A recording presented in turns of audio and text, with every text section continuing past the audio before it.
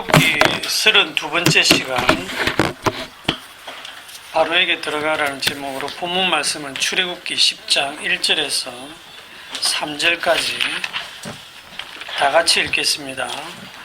여호와께서 모세에게 이르시되 바로에게로 들어가라. 내가 그의 마음과 그의 신하들의 마음을 완강케 함은 나의 표징을 그들에게 보이기 위함이며 내가 네게 애굽에서 행한 일들 내가 그들 가운데서 행한 표징을 네 아들과 내 자손의 귀에 전하기 위함이라. 너희는 내가 여호와인 줄을 알리라. 모세와 아론이 바로에게 들어가서 그에게 이르되 이브리 사람의 하나님 여호와께서 말씀하시기를 내가 어느 때까지 내 앞에 겸비하지 아니하겠느냐. 내 백성을 보내라. 그들이 나를 섬길 것이니라. 아멘. 3절밖에 안 되지만 제가 준비한 거는 페이지 수가 전보다 더 많아요. 다 할 수 있을지는 모르겠는데 뭐 하다가 하는 데까지 한번 해봅시다. 지난주에는 바로의 완악함에 대해서 생각해 보았습니다. 그 바로의 완악함이라는 것이 곧 또 우리의 완악함이라는 것도 말씀을 드렸고, 오늘은 제목이 바로에게로 들어가라인데 거기 보면 3절에 여호와께서 말씀하시기를 내가 어느 때까지 내 앞에 겸비하지 아니하겠느냐, 겸비하지 아니하겠느냐, 이렇게 책망을 지금 하고 계시거든요. 겸비하지 않다는 말이 무슨 말이냐 하면 완악하다는 거예요. 같은 말이죠. 너 언제까지 그렇게 고집 부릴래? 언제까지 그렇게 목이 뻣뻣하게 나한테 그렇게 대들래? 언제까지 내 앞에 겸비하지 않겠느냐, 낮추지 않겠느냐, 이렇게 지금 책망하고 계시거든요. 1절에 보면 하나님께서 바로의 마음과 그의 신하들의 마음을 완강하게 하고 있다고 말씀하시잖아요. 그러니까 완강하게 하신 분이 하나님이신데 3절에 가갖고는 니 왜 그렇게 완강하냐, 니 왜 그렇게 겸비하지 않느냐, 이렇게 책망하시거든요. 이게 뭐가 좀 앞뒤가 이런 느낌이 어때요? 저는 이걸 읽으면서 어떤 느낌이 드느냐 하면 그 하나님께서 인형극 하고 계신 것 같아요. 인형 가지고 인형놀이 하고 계신 거예요. 역할을 너 엄마 말 언제까지 안 들을래? 싫어요. 이래가지고 막 계속 너는 계속 말 안 듣는 역할. 그 느낌 아시죠? 어린애들 그 인형놀이 할 때 보면 역할을 딱 줘가지고 엄마 역할, 아이 역할, 말 안 듣는 애 역할, 화내는 엄마 역할, 그런 것처럼 저는 읽으면서 좀 그런 느낌이 들더라고요. 그런데 지금 바로에게 들어가라고 하지만 이 모세도 참 못할 짓입니다. 하나님도 고집 세고 바로도 고집이 세고 이 모세가 들어가서 말씀을 전해봐야 듣지도 않을 거고 안 듣는다는 거 다 알고, 그러면 차라리 모세는 빼고 그냥 하나님이 바로를 계속 재앙을 연거푸 줘가지고 항복하게 만드시든지, 안 될 거 뻔히 알면서 자꾸만 모세 보고 들어가서 너 들어가라, 가서 요렇게 전해라. 뭐라고요? 똑같은 얘기예요. 내 백성을 보내라. 그들이 나를 섬길 것이다. 안 보내면 맞는다, 이거거든요. 전혀 타협이 없어요. 하나님께서 양보하는 것도 없어요. 이거는 협상이 아닙니다. 내 백성을 보내주면 애굽을 잘 살게 해주겠다든지, 이게 니고시에이션이 있는 게 아니고 협상이 있는 게 아니고 일방적으로 그냥 내놔라. 여러분들이 바로 입장에서 생각해 보면 이게 받아들일 수 있는 제안이 아니거든요. 이 노예들은 바로의 재산이거든요. 그런데 아무런 조건도 없이 내놔라, 이거거든요. 그걸 어떻게, 그것도 하나님 직접 말하는 것도 아니고 모세라는 사람을 통해서 계속 얘기하고 있으니까 이 바로 왕이 그걸 듣기가 굉장히 힘들거든요. 그런데 근원을 따지고 보면 이게 다 바로 게 아니죠. 원래 이 애굽 왕이 부강하게 된 게 왜 그래 됐습니까? 요셉. 하나님께서 요셉을 보내가지고 그 일대에 흉년을 7년 흉년을 줄 때 다 멸망하게 돼 있는데 요셉을 보내서 애굽을 특별하게 보호했잖아요. 7년 흉년을 잘 대비해서 앞에 그 7년 풍년일 때 재물을 다 모았거든요. 그리고 이 바로 왕이 완전히 어마어마한 뭐라고 합니까? 그 토지를 다 사면서 완전히 엄청난 중앙 집권을 이루게 되는 게 전부 이 요셉의 역할이거든요. 즉 하나님께서 그렇게 하게 하신 거예요. 그 속에 자기 백성을 넣어서 430년간 또 키우신 거고 이제 다 컸으니까 내 백성 내놔라 이거거든요. 그런데 바로 왕은 그 여호와를 알지 못합니다. 그러니까 계속 고집을 부릴 수밖에 없죠. 우리가 이런 이제 출애굽기를 지금 보면서 야 이거 언제까지 갈 거냐, 벌써 이제 7째 재앙인데 계속 똑같은 얘기를 하는 것 같잖아요. 바로도 참 고집이 세구나 이렇게 생각하지만 지금 하나님께서 이스라엘 백성들에 대해서는 한마디도 안 하시죠. 지금 이스라엘 백성들은 빠져 있어요. 하나님하고 바로하고 중간에 모세가 끼어가지고 너 언제까지 겸비하지 않겠느냐, 언제까지 그렇게 고집 부릴래, 완악할래, 이렇게 지금 책망하고 있거든요. 그러면 옆에서 듣고 있는 이스라엘 백성들은 어떨까요? 우리가 학교 다닐 때 선생님이 반 분위기가 전체가 안 좋은데 한 명을 대표로 딱 뽑아가, 야 너 그따위로 해가지고 너 대학 가겠니? 너 이렇게 살아가 되겠니? 공부 그래도 그렇게 안 해가 되겠냐? 하면서 너가 아버지 마시노 하고 이렇게 야단치면 옆에서 듣는 학생들이 쟤 공부도 안 하고 뭐 저렇게 선생님 속 쓰이고 이렇게 생각할 게 아니고 사실은 다른 학생들 전체를 야단치는 거거든요. 지금 바로왕을 야단치시는 이 하나님이 결국은 누구를 야단치는지 아십니까?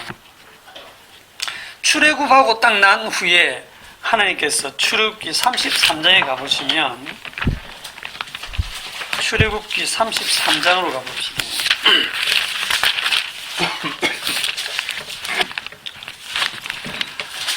3절 다 같이 시작. 너희를 적과 꿀이 흐르는 땅에 이르게 하려니와 나는 너희와 함께 올라가지 아니하리니 너희는 목이 곧은 백성인즉 내가 길에서 너희를 진멸할까 염려함이니라 하시니. 이게 언제 얘기냐면 모세가 시내산에 올라가서 십계명을 받고 그래 내려올 때에 밑에서는 금송아지 우상을 섬겼거든요.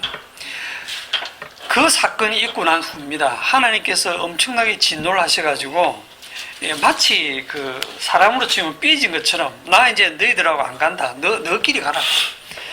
내가 약속 냈으니까 약속의 땅 줄게. 주는데 가라. 나는 안 간다. 왜? 내가 가면 내가 따라가다 보면 너희들이 목이 곧은 백성이기 때문에 내가 너희들 진멸할 것 같다. 그러니까 너희들끼리 가라. 이렇게 되신 거예요.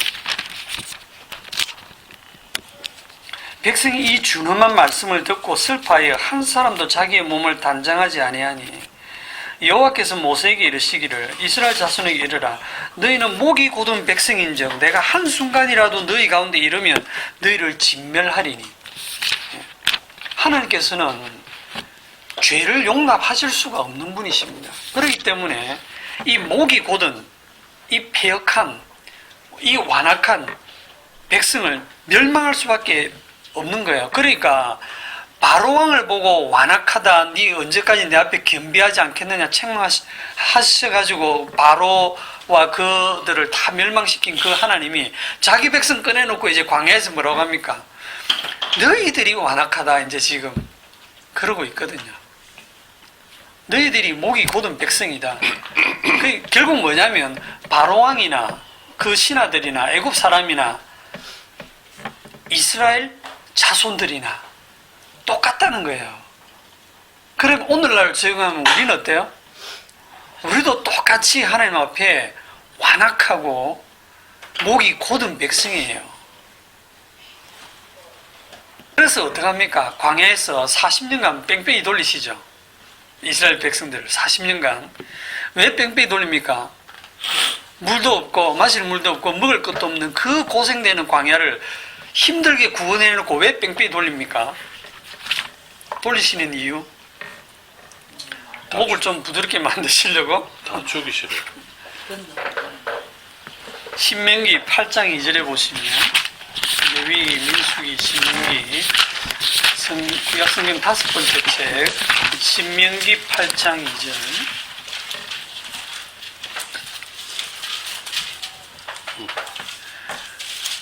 2절 3절 다 같이 시작. 내 하나님 여호와께서 이 40년 동안 네게 광야길을 걷게 하신 것을 기억하라.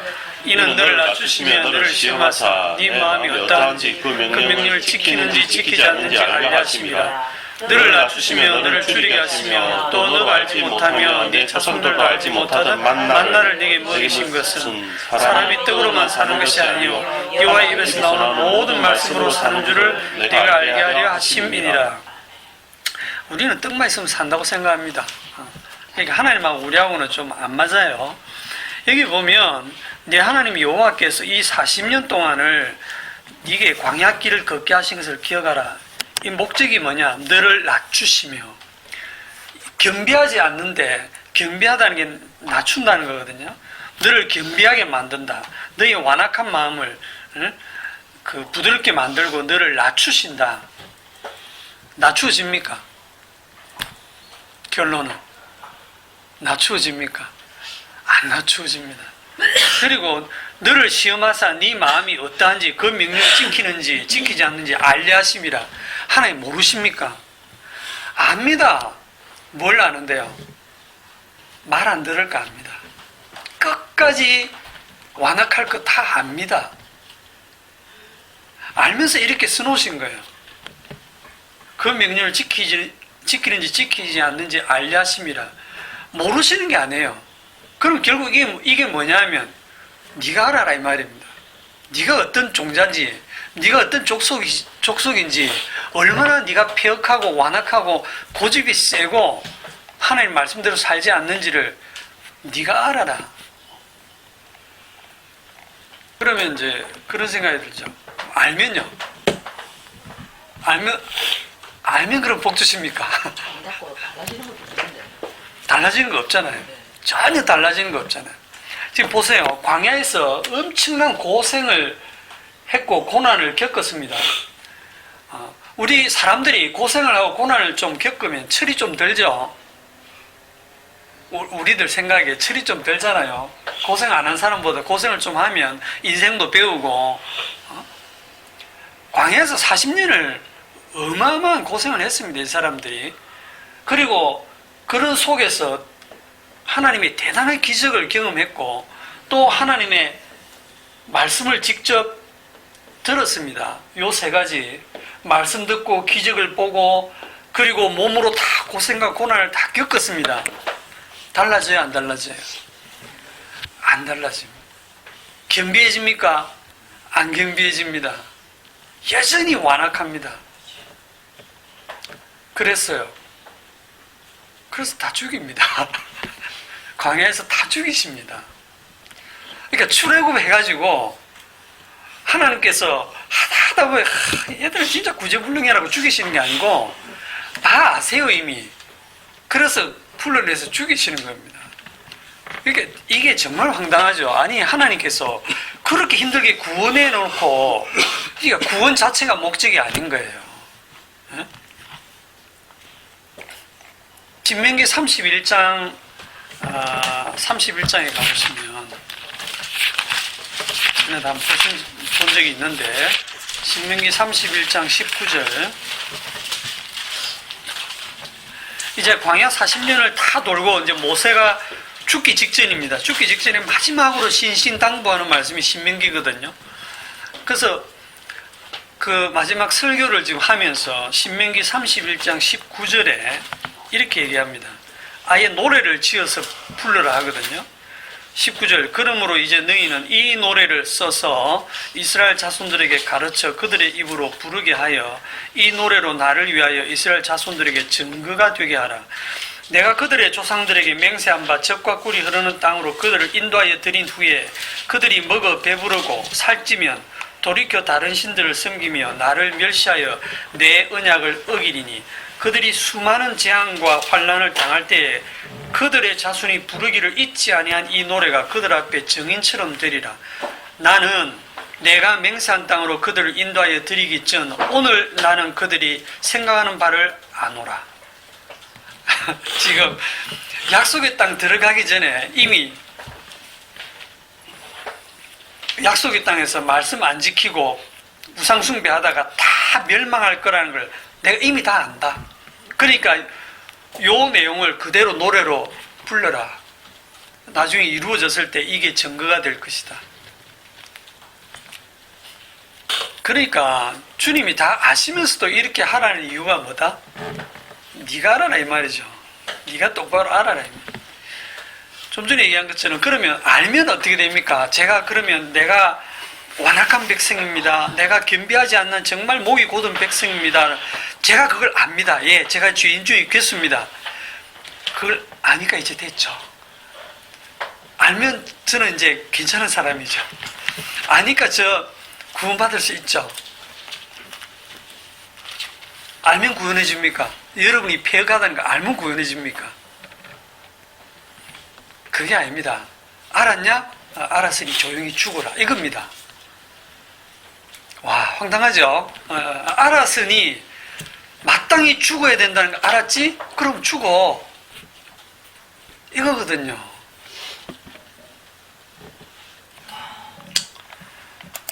뭐 죽으라 하니까 좀 표정들이 안 좋으신데. 하도 들었어요. 하도 들어서 이제 좀 낫습니까? 신명기 9장 6절. 여기 이제 나중에 신약으로 다 넘어갈 거예요. 신명기 9장 6절.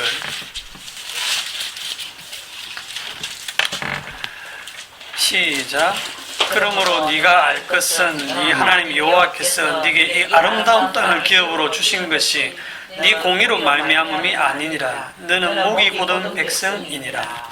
여기에 너는 목이 곧고 폐역한 백성이어서 광야에서 다 죽였다. 그리고 끝이다가 아니고 그 2세대를 다시 약속의 땅으로 넣어줍니다. 넣어주면서 하시는 말씀이 네가 알아야 될 게 뭐냐.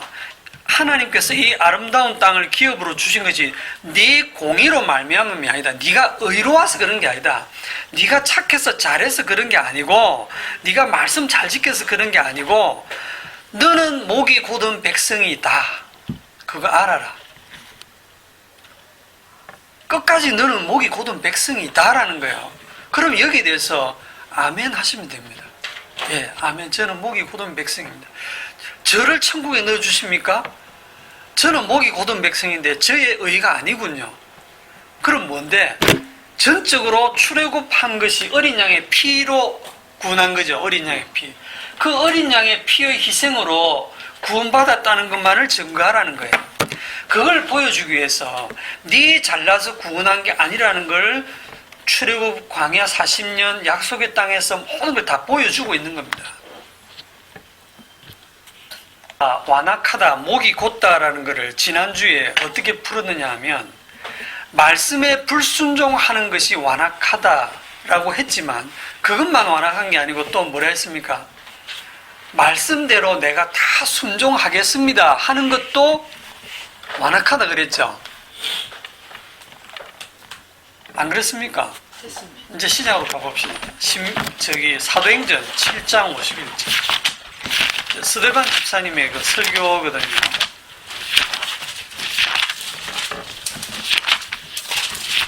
사도행전 7장. 스데반 같은 집사님이라 좋아요, 이분이. 사도행전 7장 51절.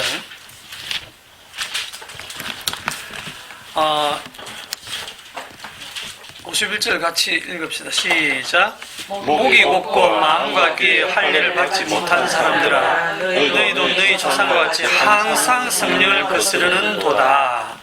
이렇게 얘기하죠. 지금 목이 곧고 마음과 귀에 할례를 받지 못한 사람들아, 너희도 너희 조상들과 같이 항상 성령을 거스르는 도다. 여기에 목이 곧다, 완악하다. 이게 여기서 뭐라고 푸냐면 항상 누구를 거스른다? 성령을 거스른다. 성령을 거스른다. 항상 성령을 거스른다. 너희 조상과 같이. 지금 이 설교를 지금 누구한테 하냐면 법무사에 가서 중들한테 하고 있는 게 아닙니다. 예? 자갈치 시장 같은 데 가갖고 그냥 이방인 무신론자들 모아놓고 하는 게 아니에요. 누구한테 하고 있습니까? 목이 곧은 게 뭔지를 아는 사람들한테 지금 하고 있어요. 구약 성경 다 아는 사람들이 구약에서 하나님께서 너희는 목이 곧은 백성이라 해가지고 우리가 목이 곧은 게 뭐였느냐, 목이 곧아서 우리가 하나님 말씀 순종하지 않고 우상 숭배해서 우리가 그래서 바빌론에 멸망했지. 그래서 우리가 70년 포로 생활했지. 그러고 이제 하나님의 은혜로 다시 돌아왔으니까 이제 우리가 어떻게 살아야 돼? 이제 말씀대로 살아야 돼. 우리가 더 이상 목이 곧은 백성이 되면 안 돼. 더 이상 하나님의 말씀 불순종하면 안 돼. 그래서 우리는 더 이상 목이 곧은 백성이 되면 안 돼. 그럼 어떻게? 살기 위해서 우리는 정말 말씀대로 바르게 살아야 돼. 하고 말씀대로 사는 그 사람들, 자기들이 목이 곧다라고 생각할까요? 안 할까요? 안 해요. 우리 조상들은 목이 고다가 멸망했는데 우리는 이제 말씀대로 산다는 거예요. 우상숭배 다 없애고 정말 말씀 중심, 성전 중심으로 정말 율법을 목숨 걸고 지키는 그런 사람들이 바리새인들이거든요. 그 사람들 세워놓고 지금 스데반이 목이 곧다고 지금 얘기하는 거예요. 항상 성령을 거스른다고 얘기를 하는 거예요. 그러니까 이 사람들은 자기들이 그렇게 목숨 걸고 율법을 지키는데 칭찬은 해주기는커녕 목이 곧다 성령을 거스른다고 하니까 뿔따구나죠. 그래서 51절에 그들이 이 말을 듣고 마음에 찔려 그를 향하여 이를 갈거늘. 결국 이 스데반 집사님을 돌로 쳐 죽이잖아요. 여기 계신 그 집사님들, 권사님, 전사님, 여기 계신 학생들, 여러분들은 항상 성령을 거스릅니까? 안 거스릅니까? 안 거스를 때도 있습니까? 가끔 거스릅니까? 가끔 안 거스를 때도 있습니까? 살아있는 자체가 항상 뭐라고 대답해야 될지 잘 모르겠죠. 거스른 것 같기도 하고 아닌 것 같기도 하고. 항상 거스름. 이게 내 속에 이게 분노라든지 네. 이렇게 결국 하나님이 이끌어 가시는데 속에서 계속 분노가 끓는다든지 이 불만이 일어나는 그 자체가 완악함 아닌가요? 기쁠 때도 거스르고 슬플 때도 권사님의 그 마음을 주님이 다 아십니다. 항상 여러분들이 여러분 삶에 만족 안 하죠. 만족 안 하잖아요. 만족이 안 되잖아요. 지금 계속 불만이 이 분노가 차 있거든요. 표는 안 내도 그 분노를 뭐 자식한테 낼 수도 있고 친구한테 낼 수도 있고 남편이나 아내한테 낼 수도 있는데 그게 결국 하나님한테 화를 내고 있는 거거든요. 왜 지금 내 이따구로 살게 하고 있습니까? 그러니까 분노 안 하고 착하게 산다 해서 거스리는 안 거스린다는 건 아니잖아. 그렇죠. 그러니까 이제 우리는 항상 성령을 거스르고 있습니다. 그런데 항상 거스르지 않기도 합니다. 예, 이제 굉장히 어려운 얘기로 이제 들어가겠습니다. 아니, 그 성경에 보면 누구든지 말로 인자를 거역하면 사심을 얻지만 누구든지 말로 성령을 거역하면 이 세상과 오는 세상에서도 사심을 얻지 못한다고 하는데 이런 말씀 들으면 완전 주눅이 들거든요. 야, 절대로 성령을 거스르면 안 되겠다 하고 사람들이 불불 떨잖아요. 그런데 우리는 항상 성령을 거스르면서 살고 있거든요. 그런데 항상 성령을 거스르지 않는 삶이 또 된단 말입니다. 이게 이중적인 의미가 있는데 이제 제가 어제 읽어보라고 했던 갈라디아서 5장으로 가겠습니다. 갈라디아서 5장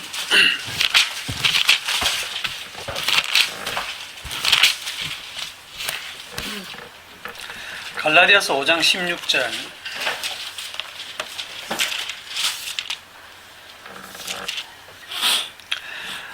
내가 이르노니 너희는 성령을 따라 행하라. 그리하면 육체의 욕심을 이루지 아니하리라. 육체의 소욕은 성령을 거스르고 성령은 육체를 거스르나니 이 둘이 서로 대적함으로 너희가 원하는 것을 하지 못하게 하려 함이니라. 너희가 만일 성령의 인도하시는 바가 되면 율법 아래 있지 아니하리라.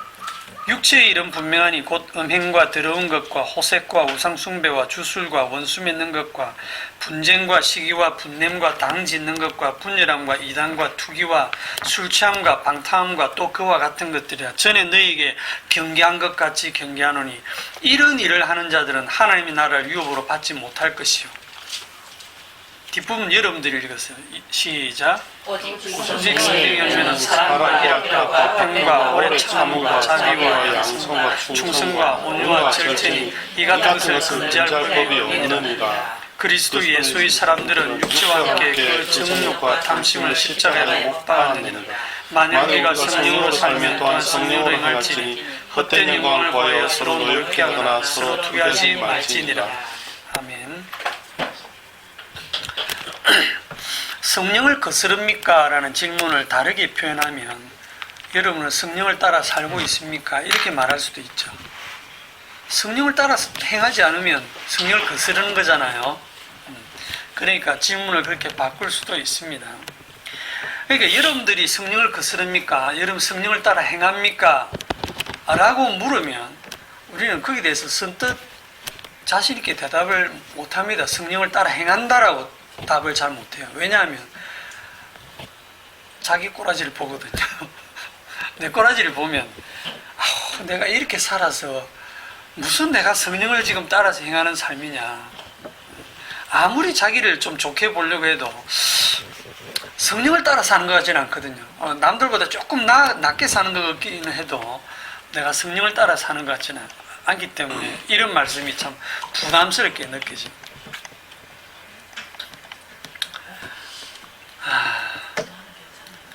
여기에 16절을 보면 내가 이르노니 너희는 성령을 따라 행하라.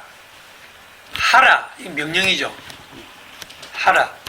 그리하면 육체의 욕심을 이루지 아니하리라. 하라 하지 마라. 이 전부 법입니다. 이 전부 율법입니다.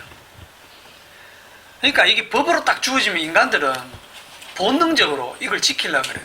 자기가 자기 육체로 지켜내려고 합니다.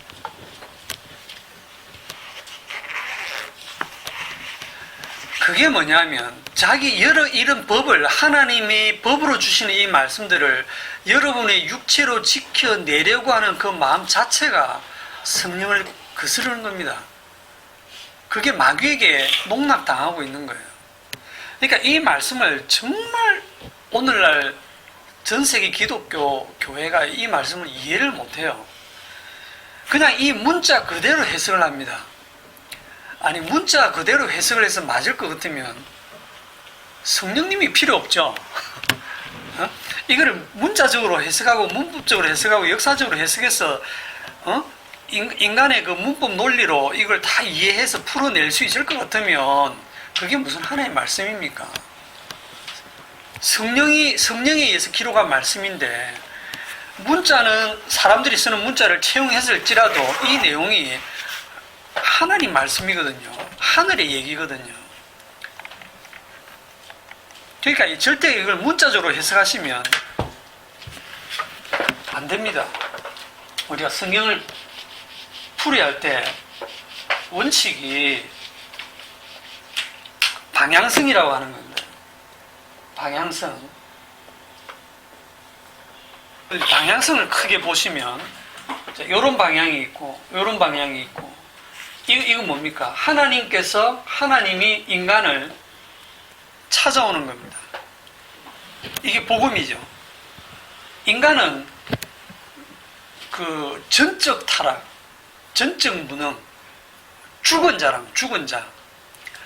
죽은 자가 네가 뭘 하면 내가 살려줄게 이거 말 안 됩니다. 이미 죽어 있기 때문에 대답도 못하고 반응도 못해요. 우리는 죽은 자입니다. 죽은 자 보고 뭐 어떤 조건을 걸어서 네가 이걸 내를 믿으면 내가 살려줄게 해도 안 되고 네가 성령을 따라 행하면 내가 어떻게 해줄게 이것도 안 됩니다. 그러니까 이거는 일방적인 하나님의 은혜로 그냥 찾아오시는 요 방향과 그 반대가 뭐냐면 인간이 하나님을 찾아가는 거예요. 인간이 하나님을 찾아가는 요걸 뭐라고 하냐면 종교라고 해요. 종교. 이게 모든 이방 종교가 다 여기 해당이 됩니다. 그런데 이제 조금 더 나가면 하나님도 찾아오고 인간도 찾아가고, 그래서 그 중간에서 만납시다. 하나님 50%, 인간 50%. 하나님 주님이 십자가에서 그렇게 수고하고 고생하셨는데 우리도 그걸 믿고 이제 그 말씀대로 살자거든요. 이게 뭐냐면 뭐 천주교라든지 모든 이단 종교, 이단 기독교가 다 여기에 포함이 됩니다. 더 심하게 하면 이제 전적으로 하나님이 다 찾아오신다. 우리는 믿어줘야 된다. 믿어야 된다. 요거 하나는 우리가 해야 된다. 반응을 해야 된다. 우리가 믿을 수도 있고 안 믿을 수도 있다. 안 믿으면 그 안 믿은 책임으로 지옥 가고, 믿으면 천국 가고. 주님이 다 100% 하신다 이래놓고 하는 말이 뭐냐, 100% 하시지만 내가 믿어줘야 된다. 자, 믿고 십자가를 믿고 난 다음에 그 다음에 또 어떻게 해야 되느냐, 말씀대로 살아야 된다. 또 요래 나가거든요. 십자가 지나가거든요. 이게 오늘날 그 개혁주의 교회입니다. 요것도 아니고 요것도 아니고 요것도 아니고, 요게 맞는 방향성이에요. 전적으로 주님께서 다 하시는 겁니다. 인간이 하는 일은 없어요. 주님이 100% 다 하세요. 창조하실 때 인간 없어요. 주님 홀로 다 하셨어요. 인간 창조하실 때 인간이 도와주는 거 아닙니다. 주님 홀로 다 하세요. 구원도 마찬가지입니다. 여러분들이 막 살아서 움직이니까 여러분들이 뭘 하는 것 같죠? 주님 다 하신다니까. 우리는 그냥 인형이고 로봇 같은 거예요. 기분 나쁠지 모르지만 성경은 계속 그 얘기를 하고 있는데, 말씀을 어떻게 기록해놨냐면 꼭 우리가 뭘 해야 될 것처럼 기록해놨다니까요.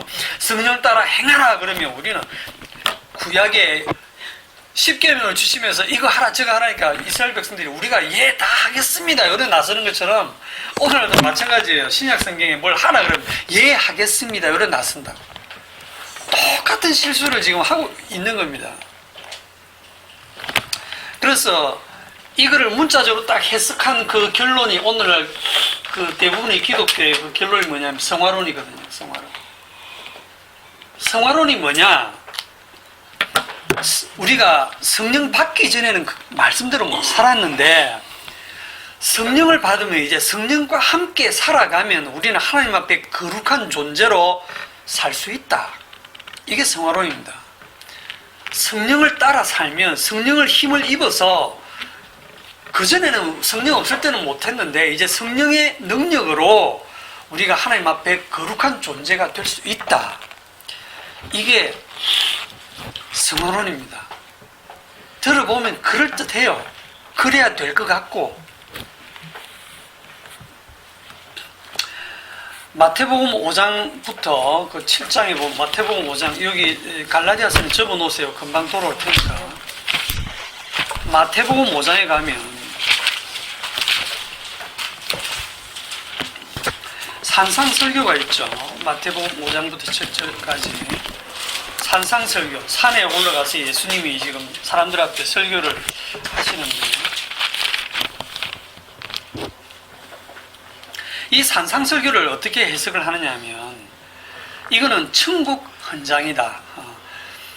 예수를 믿고 난 다음에 예수 믿는 자로서, 하나님의 백성된 자로서 살아가야 될, 천국 백성으로서 지켜야 될 천국 헌장이다. 그래서 십자가의 피로 용서받고 구원받은 성도는 이제 구약의 율법대로 사는 것이 아니고, 율법 아래 사는 것은 아니고, 이제 이 예수님의 산상설교를 따라서 천국 백성의 규범으로 주어졌으니까 요걸 규범 삼아 살아가야 된다. 물론 100% 그래 살지는 못하지만 최선을 다해 노력은 해야 된다. 아멘? 이렇게 이제 가는 거예요. 그런데 여러분, 하나님의 말씀은요 100% 지켜야 됩니다. 그냥 최선을 다해 본다, 노력한다, 이건 안 됩니다. 마태복음 5장 17절에 보세요. 마태복음 5장 17절에 내가 율법이나 선지자를 폐하러 온 줄로 생각하지 말라. 폐하러 온 것이 아니요 완전하게 하려 함이라. 진실로 너희에게 이르노니 천지가 없어지기 전에는 율법의 1.1획도 결코 없어지지 아니하고 다 이루리라. 그러므로 누구든지 이 계명 중에 지극히 작은 것 하나라도 버리고 또 그같이 사람을 가르치는 자는 천국에서 지극히 작다 일컬음을 받을 것이요 누구든지 이를 행하며 가르치는 자는 천국에서 크다 일컬음을 받으리라. 예, 예수님이 하시는 이 말씀을 행하고 가르치는 자가 천국에서 크다 일컬음을 받습니다. 내가 너희에게 이르노니 너희 의가 서기관과 바리새인보다 더 낫지 못하면 결코 천국에 들어가지 못하리라. 내가 장담하는데 여러분들의 의가 바리새인과 서기관보다 더 나을 수는 결코 없어요. 인간들 중에 서기관과 바리새인처럼 종교적으로 완벽한 삶을 산 사람들이 없습니다. 그 사람들의 의를 능가하지 않으면 천국 갈 생각하지 마라. 어느 정도인데 하면 21절에 옛사람에게 말한 바 살인하지 말라. 누구든지 살인하면 심판을 받게 되리라 했다는 것을 너희가 들었으나. 자 보세요. 옛사람 모세를 통해서 하신 말씀이 뭡니까? 살인하지 말라. 이 십계명이 있죠. 그러면 살인 안 하면 됩니다. 그러면 그 율법 지키는 거예요. 이건 행위거든요. 행위. 겉으로 드러나는 행위예요. 그래서 사람 안 죽이면 나는 이 율법 지켰다가 됩니다. 그런데 22절에 예수님이 이 율법을 어떻게 더 완전하게 만드시느냐 하면 나는 너희에게 이르노니 형제에게 노하는 자마다 심판을 받게 되고 형제에 대하여 라가 이게 히브리인들의 욕설이거든요. 무슨 욕인지는 잘 몰라도 라가라고 하는 자는 공회에 잡혀가게 되고 미련한 놈이라고 하는 자는 지옥불에 들어가게 되리라. 여러분 형제를 미워하거나 형제에 대해서 화를 내거나 이거 지금 미련한 거 이러면 끝난 거예요. 벌써 살인한 겁니다. 살인한 거라니까요. 저렇게 미련한 저 어리석은 놈 미워 죽겠네. 이 순간 우리는 그 사람 죽인 거라는 거예요. 예수님 말씀은 그건 너무 심한 거 아닙니까? 아니에요. 그 뒤에 뭐라고 하냐면 지옥불에 들어가게 되리라. 이게 예수님 말씀이 아예 타협의 여지가 없습니다. 이렇게 마음으로 미워했냐 빨리 회개하고 뉘우치고 착한 마음을 먹어라 이런 것도 아닙니다. 그런 마음 먹고 그런 미련한 놈이라고 했냐 그건 지옥 간다 이겁니다. 이건 장난이 아니에요. 예수님 말씀은 십계명 똑같습니다. 십계명도 예수님이 주신 거고 이 신약에 있는 산상설교도 예수님이 주시는 법입니다. 그러니까 구약의 그 행함에 의한 율법도 못 지켜서 의롭게 될 수 없는데 신약의 이 산상설교 지금 마음의 문제까지 지금 지적하는 이 완벽한 율법을 말씀하시는 예수님의 율법을 듣고 이거는 천국 헌장이니까 우리가 지켜야 된다. 이게 얼마나 황당한 거짓말입니까? 이 얘기를 왜 하느냐 하면 너희들은 다 지옥 가야 될 놈들이야. 그 말씀 지금 하는 거예요. 너희들은 목이 고든 백성이다. 너희들은 절대 겸비할 수 없고 너희들은 이 말씀 지켜낼 수 없다를 얘기하는 거예요. 이 율법을 다 듣고 난 다음에 나와야 될 반응이 뭐냐 하면 주님 죽여주시옵소서. 저는 마땅히 죽여야 되자면 이래 돼야지. 예, 제가 산상설교 다 지키겠습니다. 요래 나오면 그게 가장 완악한 거예요. 지켜라고 주시는 말씀이 아니라니까요. 이게 너희들은 도무지 율법 지켜서 의롭게 될 수 없는 존재라는 걸 얘기하시는 말씀이라니까요. 그러면 뒤에 다 안 봐도 되겠죠. 간음하지 말라. 저는 간음 안 했는데요. 여자를 보고 없는 걸 쓰는 사람마다 남자를 보고 저 남자 멋지다. 원빈 진짜 많잖아. 원빈 또 뭐 있나. 현빈 사람이 별로다. 이래서 싸운다. 그런 사람들 보고 저런 남자하고 한번 살아봤으면 그게 다 간음이거든요. 예. 다 간음했어요. 여기 있는 사람들.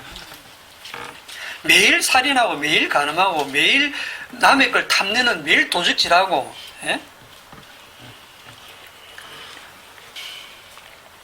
그러면 16절에 다시 이제 갈라디아서로 돌아옵니다. 갈라디아서 5장 16절에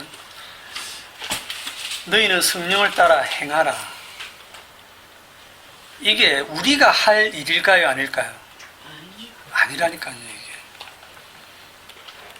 우리가 할 수 없는 얘기를 하시는 거라니까요. 우리가 무슨 재주로 성령을 따라 행합니까? 욕에 대한 분명한 뜻은 좀 그 다음 봅시다. 그리하면 육체의 욕심을 이루지 아니하리라. 육체의 욕심을 이루지 아니한다 할 때 이 육체의 욕심이 뭘까요? 요거를 이제 제대로 풀어야 되는데, 육체의 욕심을 이루지 않는다 할 때 육체의 욕심이 뭘까요? 야, 누가 한번 얘기해 보세요. 아까 그 밑에 인 위에 밑에서 위로 올라가려는 거. 밑에서 위로 올라. 종교. 엄청 가까운 대답을 지금 하셨거든요. 육체의 욕심. 우리가 육체의 욕심이라면 그 육체에서 나는 탐심들, 식욕, 성욕, 어떤 소유욕 이런 것들을 생각하기 쉽잖아요. 그건 유치한 거예요. 여기서 말하는 육체의 욕심이라고 하는 게 뭐냐? 육체의 욕심이라는 단어로 딱 써놨지만 이게 이 말씀이 가장 가깝게는 어디서부터 오냐면 5장 1절부터 보세요. 5장 1절부터 그리스도께서 우리를 자유롭게 하려고 자유를 주셨으니 그러므로 굳건하게 서서 다시는 종의 멍에를 매지 말라. 보라, 나 바울은 너희에게 말하노니 너희가 만일 할례를 받으면 그리스도께서 너희에게 아무 유익이 없으리라. 내가 할례를 받는 각 사람에게 다시 증언하노니 그는 율법 전체를 행할 의무를 가진 자라. 율법 안에서 의롭다 함을 얻으려 하는 너희는 그리스도에게서 끊어지고 은혜에서 떨어진 자로다. 우리가 성령으로 믿음을 따라 의의 소망을 기다리노니 이렇게 넘어가는데, 여기서 지금 사도 바울이 지금 무슨 얘기를 계속 하냐면 이 갈라디아서가 다른 복음과 싸우고 있어요. 그 다른 복음이 뭐냐면 예수 믿는 거 맞는데 예수만 믿어가 되는 게 아니고 할례도 받아야 되고 율법도 지켜야 되고 이렇게 가르치는 선생들이 나타난 거예요. 근데 들어보니까 맞거든. 사람들은 그게 어떻게 예수만 믿어가 되겠나? 할례 받는 건 영원한 언약이랬으니까 할례 받아야지. 그럼 우리들 생각에는 그래, 예수도 믿고 할례도 받으면 그거 그래 나쁘냐? 그냥 둘 다 받아놓자. 할례도 받아놓고 예수도 믿어놓고 어느 거든지 걸려들면 되니까. 믿지야 본전이니까. 여기서 지금 그 사절에 보면 율법 안에서 의롭다함을 얻으려 하는 자. 율법 안에서 율법으로, 그러니까 율법의 행위죠. 율법의 행위. 율법의 행위를 누가 합니까? 우리는 육체로 반드시 하게 돼 있어요. 우리는 모든 걸 우리의 몸으로 다 나타내게 되어 있습니다. 육체로 율법의 행위를 하는데 율법의 행위로 의롭다함을 얻으려는 그 마음, 그 탐심, 그게 육체의 욕심입니다. 여기서 말하는 육체의 욕심이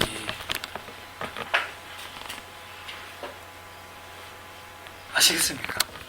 이게 이 성경을, 그러니까 여러분들이 문자를 따라가면 망해요. 이 육체의 욕심을 딱 듣자마자 여러분들이 국어사전을 머릿속에서 찾으면 안 됩니다. 육체는 뭐고 욕심은 뭐고 막 그 단어 찾아갖고 가면 엉뚱한 해석을 하게 돼 있어요. 이 성경 안에서 풀면 됩니다. 성경 안에서 보면 사도 바울이 지금 무슨 얘기를 하고 있냐면 할례를 받으면, 할례를 왜 받으냐 하면 자기 육체로 의롭다함을 얻으려고 하니까 할례를 받으려고 하거든요. 너 할례 받으려고 하냐? 그러면 너 나머지 율법 다 지켜야 돼. 모든 율법은 100% 지켜야 되기 때문에 할례 받는 순간 안식일 지켜야 되고 11조 해야 되고 모든 제사 지내야 되고 그 율법을 하나도 항상 지켜 행하지 않으면 다시 신명기 28장에 나오는 저주 속으로 또 들어가는 거예요. 네?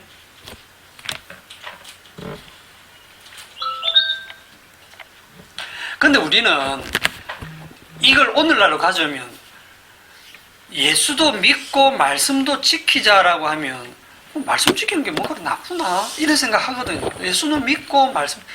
그런데 이걸 쉽게 생각하시면 안 돼요. 여러분들이 말씀을 지키겠다라고 나서는 순간 십자가는 벌써 날아갑니다. 왜냐하면 우리 몸은 내가 어떤 말씀 하나를 제대로 지켜냈다라고 하는 순간 그게 내 의가 되고, 내 의가 조금이라도 자랑질이 나오면 십자가의 은혜는 벌써 날아가게 돼 있어요. 십자가의 원수가 되게 돼 있습니다. 예를 들면 교회를 이제 남들보다 좀 일찍 오면, 그 일찍 온다는 게 별거 아니고 그때 쉬운 일이 아니잖아요.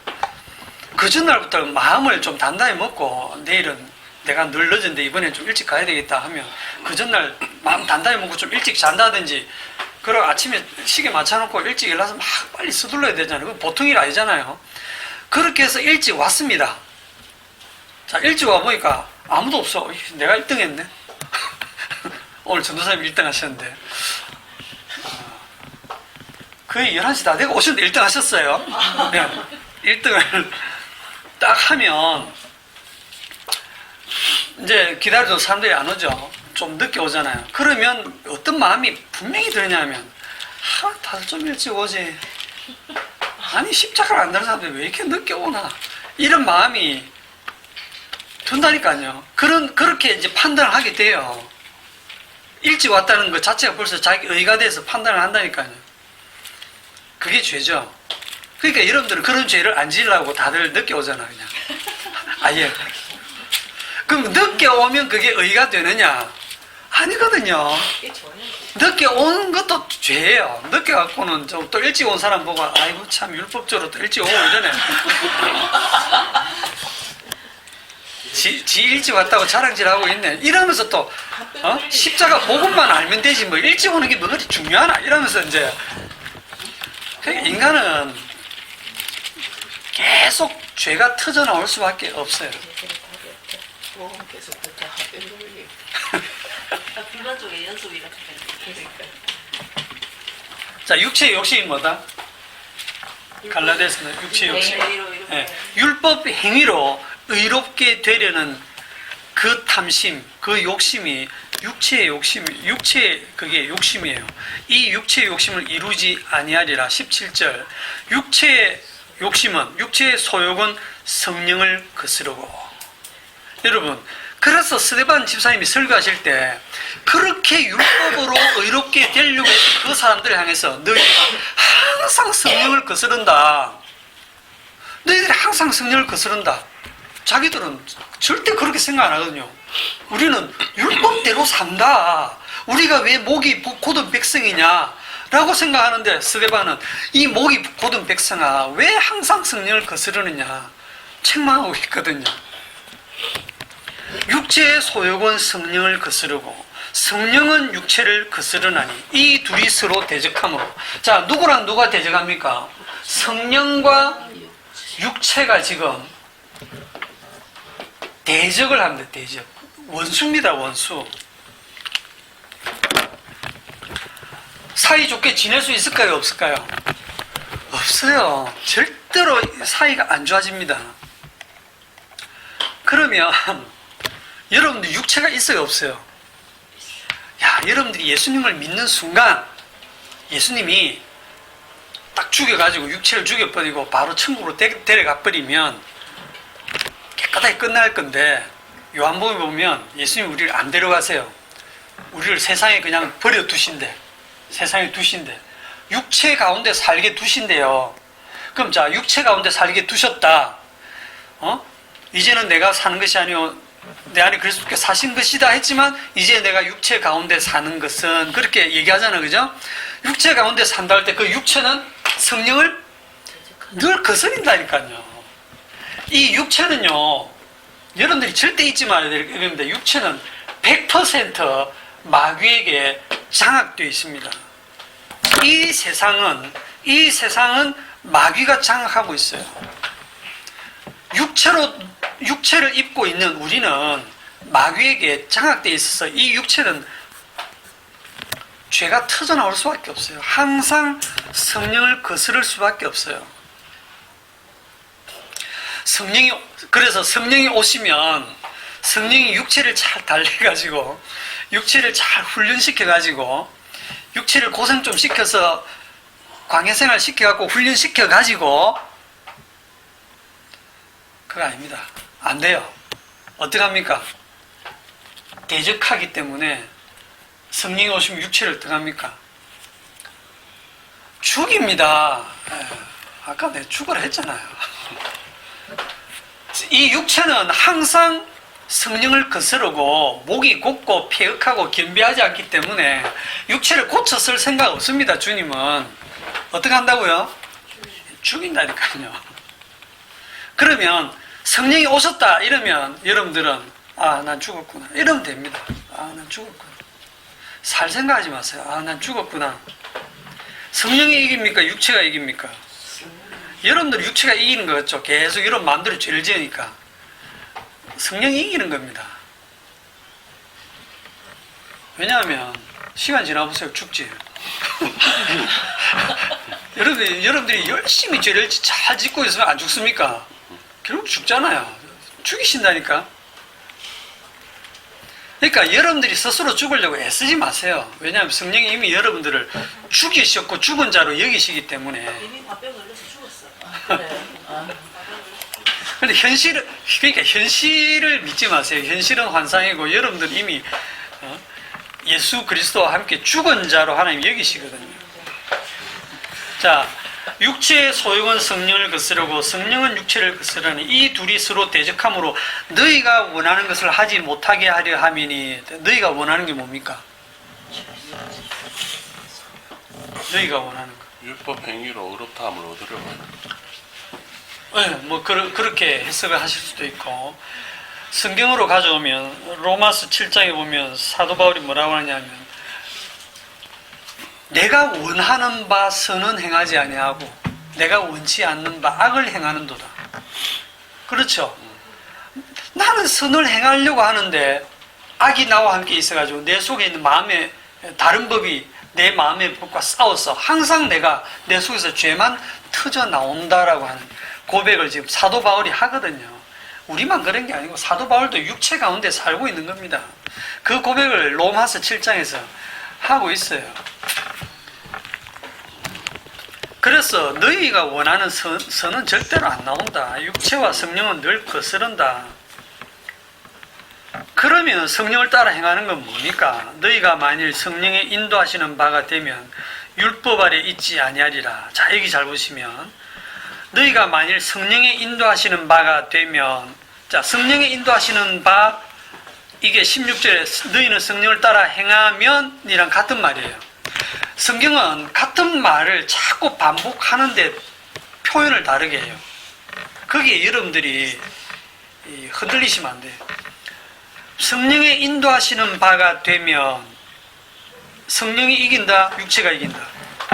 성령이 이깁니다. 성령이 인도하는 바가 되면 바로 앞에 17절에 있는 너희가 원하는 것을 하게 된다 아니다 그런 말 하는 거 아닙니다. 지금 성령이 인도하시는 바가 되면 이제 그때는 육체가 잘 다스려져 가지고 너희가 원하는 바를 하게 돼 이런 뜻이 아니고 율법 아래 있지 않다 이렇게만 얘기하시는 거예요. 율법 아래 있지 않다, 율법 아래 있지 않다라는 이 말이 무슨 뜻이냐면 이게 여기서 처음 나오는 말이 아니고 그 앞에 갈라디아서 3장에 22절을 가봅시다.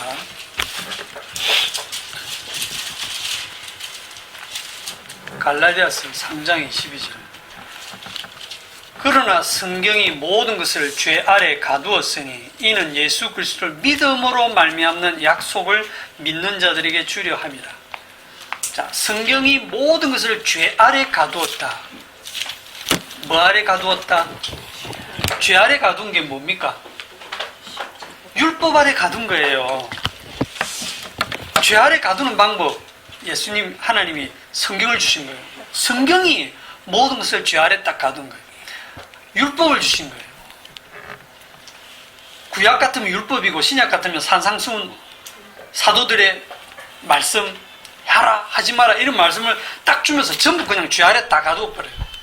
율법을 주는 순간 그 율법의 기능이 뭐냐면 죄를 깨닫게 하려고, 죄를 더하게 하려고, 죄를 심히 죄되게 하려고 아주 죄인 만드는 거예요. 법을 딱 주는 순간 다 죄인 되는 거예요. 죄 아래 가두어 버리는 거예요. 그럼 우리 갇히는 겁니다. 갇히면 스스로는 죽었다 깨나도 못 나오는 거예요. 거기에 대해서 여러분 아멘 하시면 되는 거거든요. 23절에 믿음이 오기 전에는 우리는 율법 아래 매인바 되고, 자 바로 앞에서는 죄 아래 가두었다 해놓고 여기서는 율법 아래 매인바 되고 이렇게 표현하고 있죠. 같은 뜻의 다른 표현이 계속 나온다니까요. 성경은. 이게 무슨 다른 뜻이겠거니 생각하지 마세요. 죄 아래 갇혀있단 말이 율법 아래 매인바 됐다. 율법 아래 매여서 율법을 내 육체로 지키려고 애를 쓴다. 그게 죄 아래 갇혀있는 모습입니다. 그게. 믿음이 오기 전에 우리는 율법 아래 매인바 되고 이랬어요. 믿음이 뭡니까? 우리 속에서 나오는 믿음 아닙니다. 믿음이 외부에서 와요. 이 믿음이 뭘까요?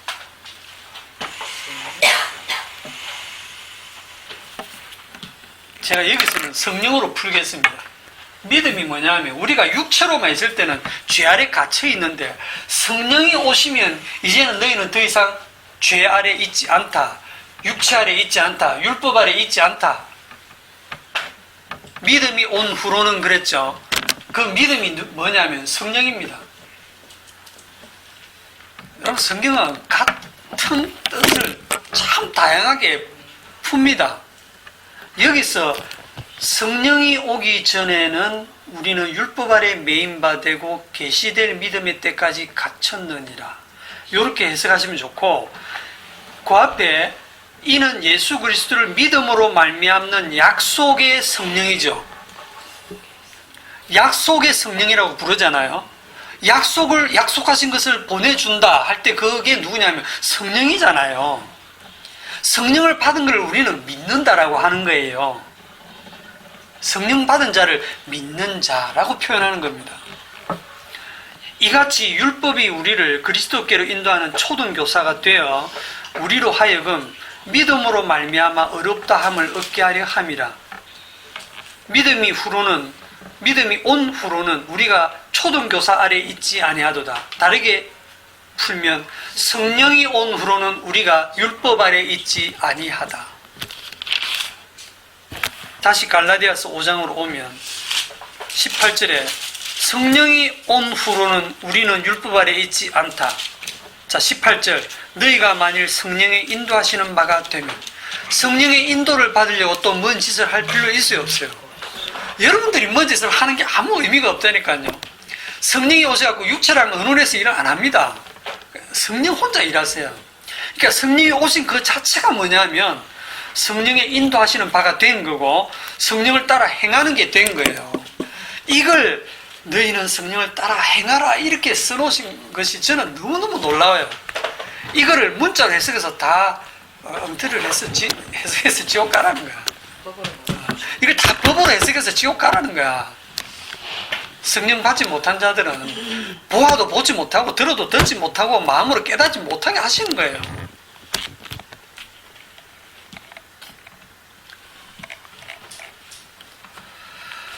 육체는 다시 얘기하면 예수님께서 이 땅에 육신으로 오셨죠.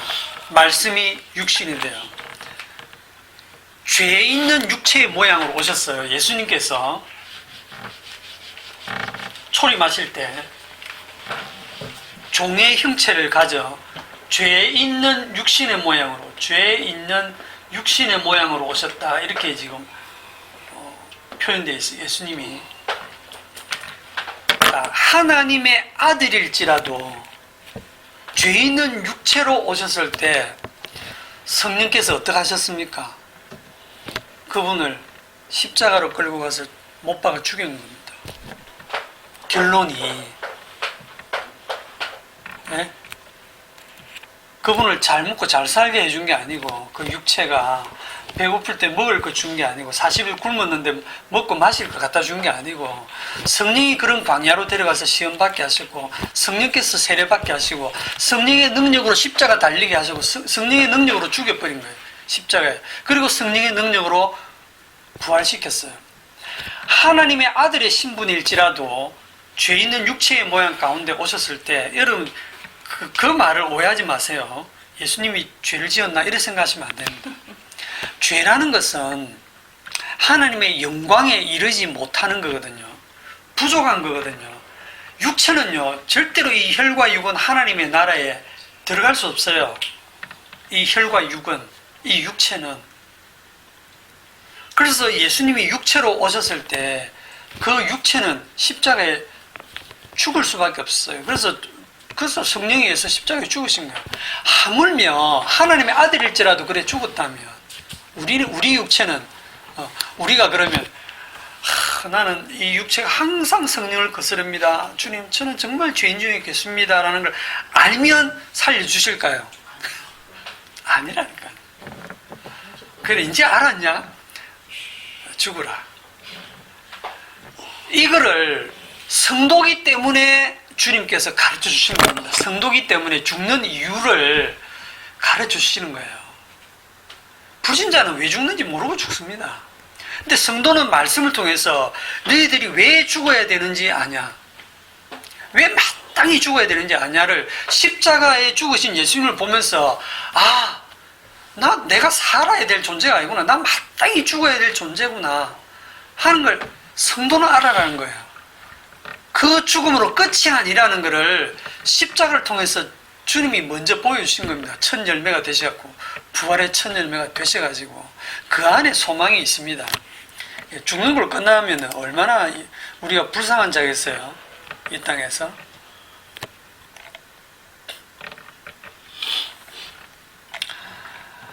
(19절에) 육체의 일은 분명하니 곧 음행과 더러운 것과 호색과 우상숭배와 주술과 원수 맺는 것과 분쟁과 시기와 분냄과 당 짓는 것과 분열함과 이단과 투기와 술 취함과 방탕함과 또 그와 같은 것들이라.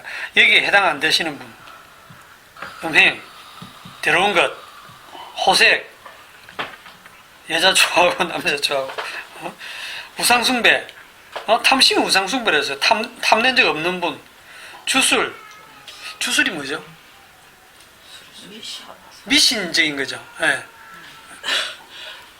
고스톱 치다가 자리 바꿔 앉으면 좀 잘 될 것 같은 그런 생각으로 자리 바꿔 앉죠. 그 주술입니다, 다. 말로 하는 거.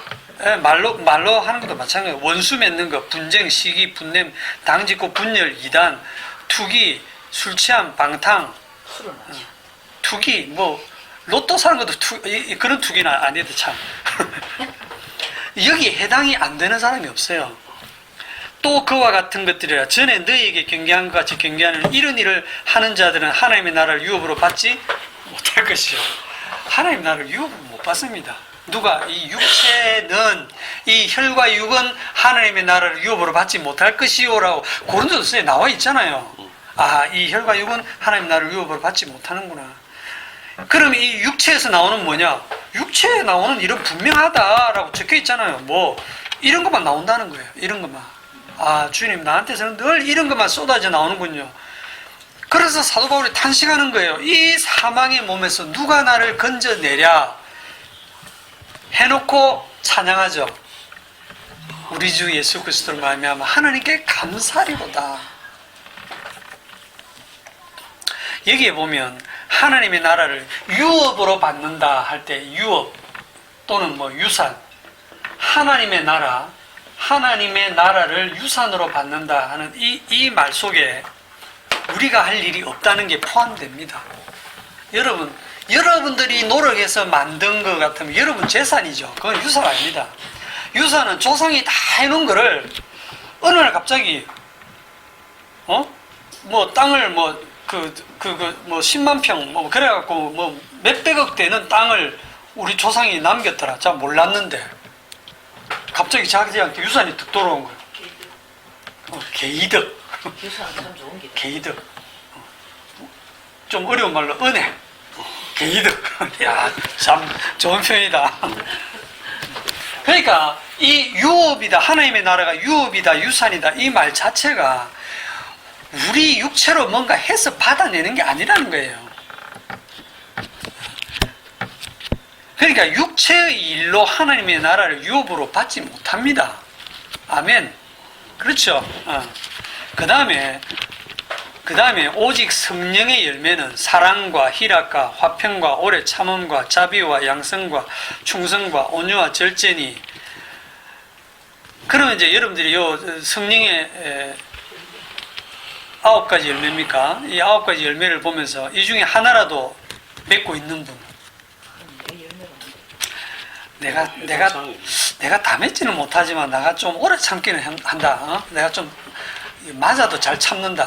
욕 들어도 잘 참고. 아이고. 여러분들이 욕 들어도 잘 참고 맞아도 잘 참습니까? 70번씩 7번 참습니까? 안 돼요. 그거 안 됩니다. 성령의 열매는요, 성령의 열매지 육체의 열매가 아닙니다. 여러분은 육체인데 어떻게 성령의 열매를 여러분이 맺습니까? 24절에 그리스도 예수의 사람들은 육체와 함께 그 정욕과 탐심을 십자가에 못 박았느니라. 십자가에 못 박아버렸어요, 육체를. 그러니까 여러분들이 성령의 열매를 맺을 육체가 여러분한테 없어요. 못 박아 죽은데 뭐 죽은 육체를 가지고 뭘 따라 행하고 뭘 행위를 나타낼 게 있습니까? 그러니까 이 성도의 정체성이 뭐냐면, 성도는 이 속사람과 그 사람이 있는데, 뭐 옛사람, 새사람 이렇게 말해도 되죠. 이 속사람은 성령이 오셔가지고 거듭난 이 속사람은, 이 생명은 어디 있습니까? 골로새서에 보면 그리스도와 함께 하나님 안에 감추어 있느니라 너희 생명이, 그래 돼 있죠. 나중에 그리스도께서 나타나실 때 그와 함께 영광 중에 나타나리라. 계시록에 보면 새 예루살렘이 하늘로부터 내려온다 그랬어요. 그러니까 여러분들은 완성된 상태로 하늘에 지금 새 예루살렘으로 그게 이제 완성되고 내려온단 말입니다. 그러니까 이걸 소속의 문제로 생각하시면 되는데, 우리 속사람은 하늘나라 시민권을 가지고 있고 하늘에 속해 있고, 이 속사람은 여러분이 만질 수도 없고 느낄 수도 없고 경험할 수도 없어요. 그래서 믿는다는 겁니다. 여러분들이 눈으로 보여지는 게 아닙니다. 이 속사람은 하나님 안에 감추어져 있는 생명이에요. 여러분들이 만지고 느끼고 경험하는 거는 이거밖에 없어요. 그 사람은 소속이 어디냐? 세상에 속해 있고 마귀에게 속해 있습니다. 세상은 마귀에게 속해 있는 거거든요. 그러면 여러분에게서 나타나는 것은 육체의 일만 현저하게 나타나겠죠. 그거를 인정하지 못하면 여러분들에게는 절대 하나님의 평안이 없습니다. 평안이 없고, 내가 육체에 속해서 늘 내게서는 죄밖에 나올 수 없다는 사실을 여러분이 인정하지 않으면 여러분들이 하나님께 평안도 없고, 늘 불안한 가운데 어떤 종교적인 행위를 해가지고라도 하나님 앞에 좀 의로워지려고 하는 그런 새로운 마귀에게 종이 되어 있는 모습으로 늘 살아갈 수밖에 없어요. 그렇게 사는 사람들이 종교인들입니다. 종교인들. 육체의 일이라고 하는 게 여기에 기록된 것처럼 이렇게 분명하면 우리가 잘 구분하기 쉬운데, 좀 잘 안 분명할 경우, 예를 들면 뭐 타작마당 교회처럼 진짜 노골적으로 이렇게 이단짓을 하면 진짜 좀 육체의 일이다 이렇게 할 수 있지만, 정말 인품이 좋고 점잖고 설교 말씀 잘하시고 그러면서 자기 재산을 바쳐서 교회를 건축했는데 그렇게 열심히 해서 큰 교회로 부흥하고 교회 사람들이 몇만 명씩 모이고 그러면서 그냥 욕심내지 않고 선교도 많이 하고 그러시는 분이 계시다면, 그분이 행하는 그 모든 것도 육체의 일이다라고 우리가 쉽게 간주할 수 있겠습니까? 저건 진짜 하나님이 함께 하시는 일이네. 성령의 일이네. 성령의 열매네. 그렇게 우리는 생각하기 쉽잖아요. 그걸 본인도 육체의 일이라고 생각 안 합니다. 사람이 늘 어떻게 저렇게 한결같이 저렇게 할 수 있을까라는 생각을 하게 되겠죠. 그걸 보고 여러분들이 저게 바로 육체의 욕심을 이루려고 하고 있는 육체의 일이다라는 걸 여러분들이 보실 수 있어야 돼요. 그래서 우리 다시 더 강조하면 우리 성도는 육체가 공존해 있기 때문에 하나님께서 우리가 믿는 순간 육체를 버리고 데려가시는 게 아니고 새로운 그 신령한 몸을 아직도 안 주시고 그 몸을 그대로 가지고 있기 때문에 이 몸은 100% 뭐에게 속해 있다? 마귀에게 속해 있고 마귀에게 장악되어 있기 때문에 계속 그 마귀의 일이 우리에게서 육체의 일이 드러날 수밖에 없다라고 하는 사실이에요. 그런데 성경의 말씀을 보면 나를 따르는 자는 자기를 부인하고 자기 십자가를 지고 나를 따르라 이런 말씀들을 하시는 이유가 그런 말씀만 들으면 우리는 막 미치죠. 따르려고. 근데 그 말씀 자체가 뭐냐면 따를 수 없다는 거예요. 바로를 향해서 네가 언제까지 겸비하지 않겠느냐 이 말은 제발 좀 겸비해라 이런 게 아닙니다. 너는 끝까지 겸비할 수 없어 그런 뜻입니다. 자기를 부인하고 자기 십자가로 나를 따르라 이 말은 너희들은 절대로 너 자신을 부인하고 나를 따를 존재가 아니야 그런 뜻입니다. 그런데도 불구하고 오늘날의 종교인들은 아니 왜 말씀 그대로 해석 안 해? 내가 결심하고 내가 노력해서 내가 내 자신을 부인하고 내 육체를 금욕적으로 생활하고 내 욕망을 누르고 내 의지를 다해서 마음과 뜻을 다해서 주님을 따르려고 애쓰지 않고 그런 식으로 막 살면 그게 어떻게 십자가를 지고 십자가를 따르는 성도의 삶이냐 이렇게 말하면 여러분들이 또 흔들하죠. 그게 지속적으로 마귀의 미혹이고 마귀에게 농락당하는 모습이에요. 그런 마음이 뭐냐면 여전히 자기 인생을 자기가 책임져야 된다고 하는 지극히 세상적인 사고방식입니다. 내 인생 내가 책임지고 내 신앙도 내가 책임을 이게 책임감이 있는 존재잖아요. 세상은 이런 사람을 좋아합니다. 세상은 무책임한 사람 싫어합니다. 저도 마찬가지고 여러분도 마찬가지고 여러분 자식들이 무책임하게 행동하는 거 싫어하잖아요. 자기 인생을 자기가 책임질 줄 아는 그런 사람을 좋아하고 그런 사람을 세상은 신뢰하고 그런 사람을 사랑합니다. 절대 미워하지 않습니다. 그러나 성도는 이 세상에서 가장 자기를 믿지 못할 존재로 여기는 사람들이 성도입니다. 이 세상에서 자기를 가장 믿지 못할 존재로 여긴다는 게 무슨 말이냐면 나한테서 혹시 선한 행위처럼 나올지라도 그게 절대로 선이 아니라는 것을 자기 육체를 더 이상 믿지 않고 신뢰하지 않는 거예요. 아시겠습니까? 예, 맞습니다.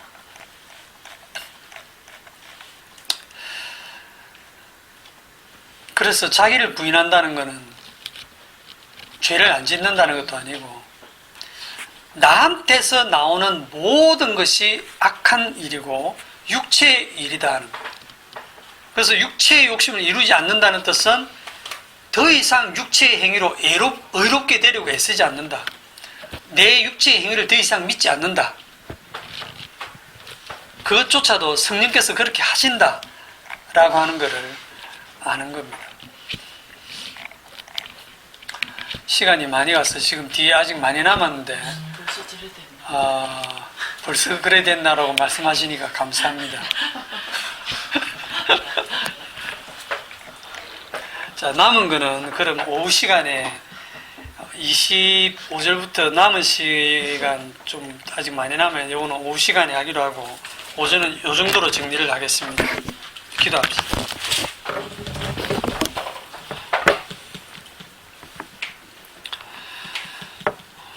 주님, 우리는 결코 하나님의 말씀대로 살 수 없는 늘 내 몸만 챙기는 그런 완악한 존재고 주님 앞에 결코 겸비할 수 없는 그런 존재고 내 육체에서는 육체의 일만 쏟아져 나오는, 그리고 이 육체가 항상 마귀에게 장악되어 있어서 마귀의 생각들로 늘 내 속에서 터져 나온다는 것을 알게 해주시고, 성령께서 이러한 육체를 죽여가신다고 하는 사실을 알고 이 말씀을 들을 때 아멘으로 받아들이고 우리의 남은 인생을 내 육체를 통해서 그 죄를 십자가의 피로 덮어가시는 주님의 십자가만 자랑하는 그러한 삶으로 이끌어 주옵소서. 예수님의 이름으로 기도하옵나이다.